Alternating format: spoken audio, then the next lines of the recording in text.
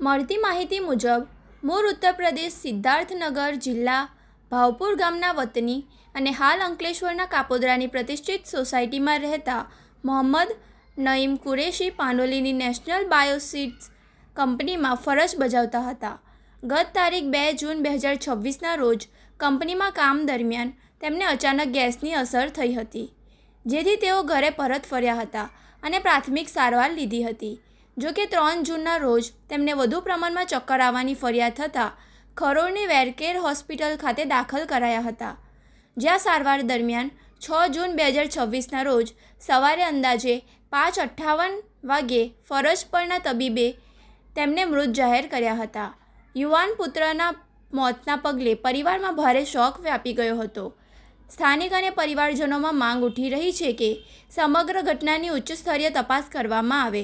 ફેક્ટરીમાં કયા પ્રકારનો સ્કેપ અને કેમિકલ વેસ્ટ લાવવામાં આવ્યો હતો તેની ઝીણવટભરી તપાસ કરી ગુનાહિત બેદરકારી દાખવનાર જવાબદારો સામે કડક કાયદાકીય પગલાં ભરવામાં આવે. હાલ પાનોલી પોલીસે આ અંગે આગળની કાર્યવાહી હાથ ધરી છે.